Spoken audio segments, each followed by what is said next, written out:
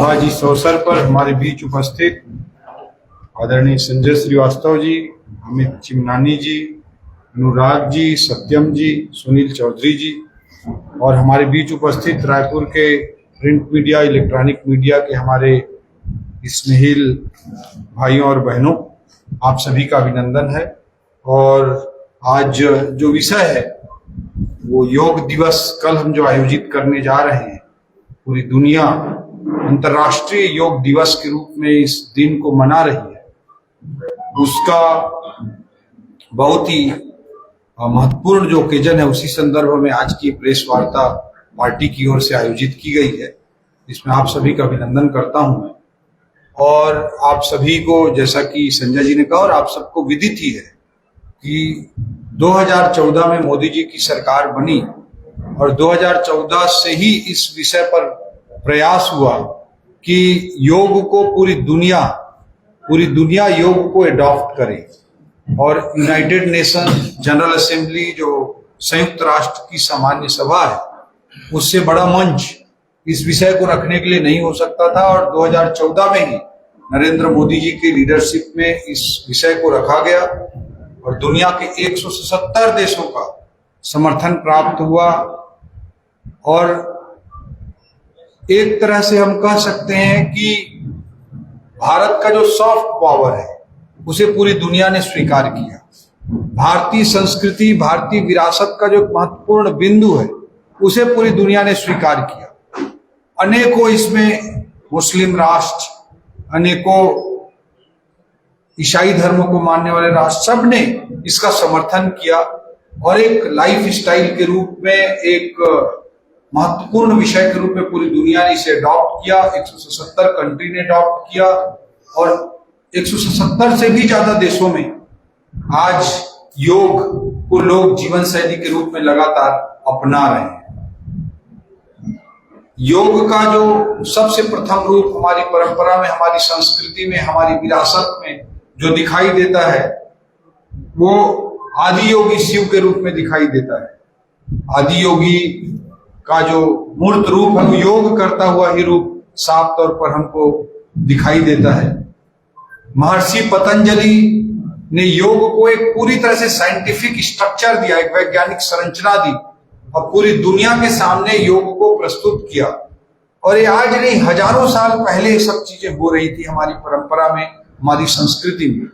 भारतीय मूल्य, भारतीय परंपराएं कितनी वैज्ञानिक थी, कितनी दूरदर्शी थी, इसका एक बहुत महत्वपूर्ण उदाहरण योग के रूप में भी हमको दिखाई देता है।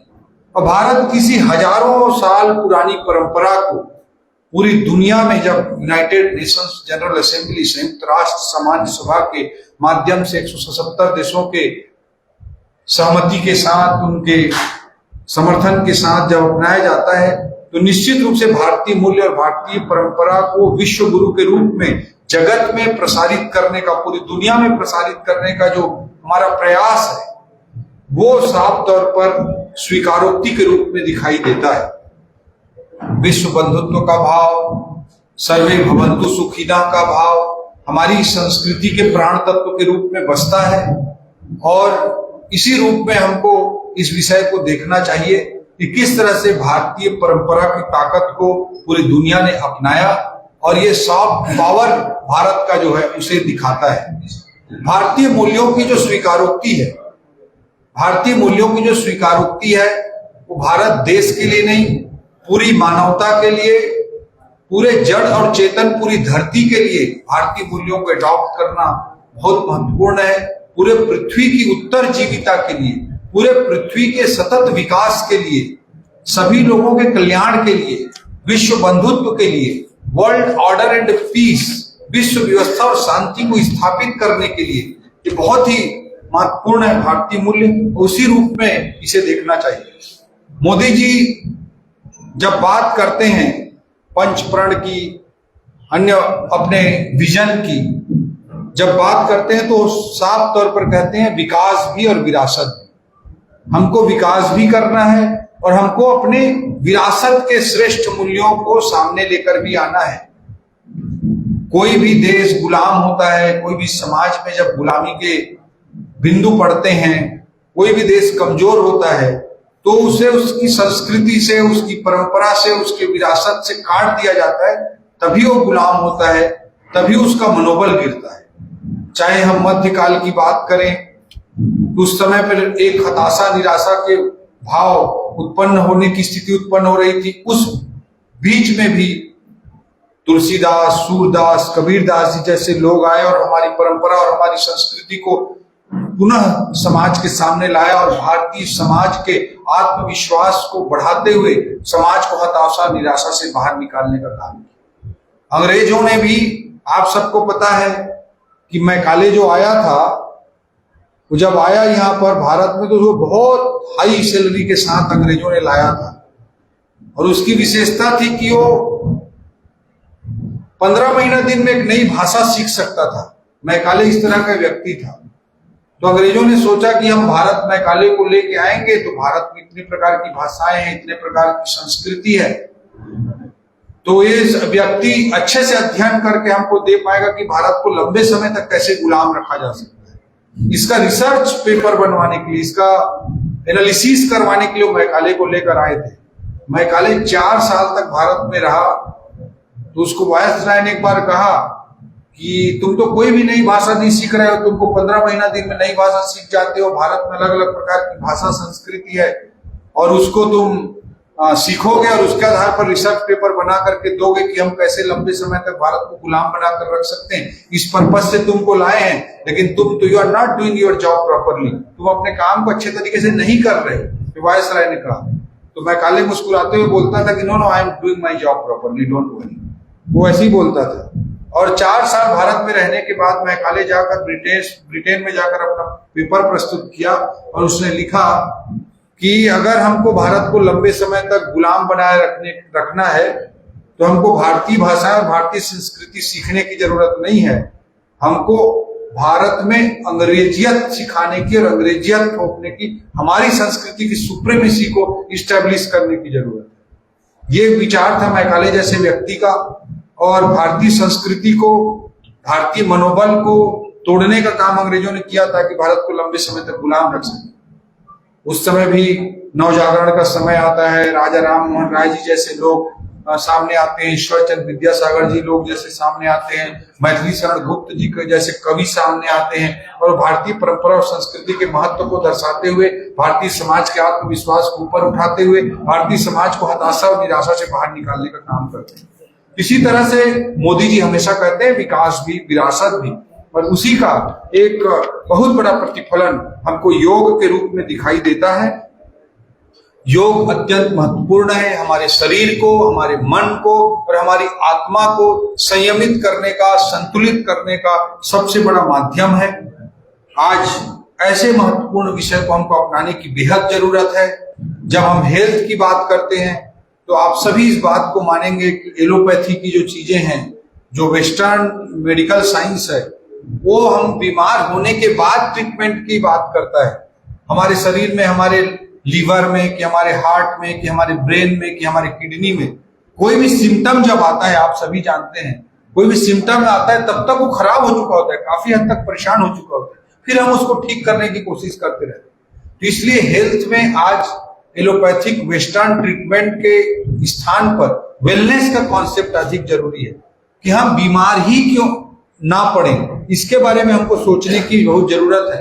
और उस दिशा में सबसे महत्वपूर्ण अगर कोई है तो हमारी संस्कृति के नेचुरोपैथी, योग जैसी चीजें हैं, नेचुरोपैथी जैसी चीजें हैं, उससे योग और नेचुरोपैथी जैसी चीजों से हम वेलनेस को इंश्योर कर सकते हैं और हमारे शारीरिक स्वास्थ्य को, मानसिक स्वास्थ्य को हम अच्छे तरीके से रख सकते हैं। इसलिए योग को अपनाना हर व्यक्ति के लिए मैं मानता हूं कि आज अत्यंत जरूरी है।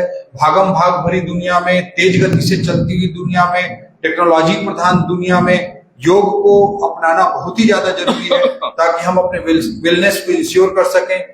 स्वास्थ्य की दृष्टि से लाइफ एक्सपेक्टेंसी, जीवन प्रत्याशा, लोगों की औसत आयु तो बढ़ती जा रही है, लेकिन आप भी देखेंगे कि आज से 1 पीढ़ी 2 पीढ़ी पहले जो बचपन में डेथ हो जाती थी तो हो जाती थी, लेकिन जो व्यक्ति जिंदा रहता तो लंबे समय तक 80-90 की उम्र तक अच्छे से जिंदा रहता था, स्वस्थ परक ढंग से जिंदा रहता था।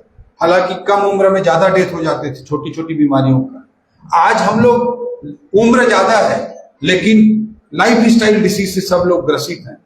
तो उम्र ज्यादा बढ़ा जरूर है लेकिन हमारा स्वास्थ्य जीते जीते भी अच्छा नहीं है, इस चीज को हम सभी महसूस करते हैं। तो उस दृष्टिकोण से योग को अपनाना बहुत जरूरी है। और विशेष करके युवा भाई बहनों की दृष्टि से मैं कहना चाहूंगा कि आज इतनी फास्ट दुनिया है, रील्स की और क्लिप्स की दुनिया है। एक बार रील्स देखते हैं, क्षणिक क्षणिक हमारा तेज होता रहता है। उसमें न केवल हम अपने टाइम को वेस्ट करते हैं, टाइम को हम अपने वेस्ट करते हैं, बल्कि जो हमारा कंसंट्रेशन पावर है वो भी हम खराब करते हैं। और आजकल बहुत सारे युवा भाई बहन ज्यादा बोलते हुए मिल जाएंगे कि हम याद तो करते हैं भूल जाते हैं। यूपीएससी की तैयारी करने वाले बहुत सारे बच्चे मेरे को सवाल करते हैं कि हम याद तो करते हैं लेकिन भूल जाते हैं। ये कहीं ना कहीं हमारा कंसंट्रेशन पावर की कमी का कारण है और इसके लिए योग जैसी चीजों को अपनाना बेहद जरूरी है।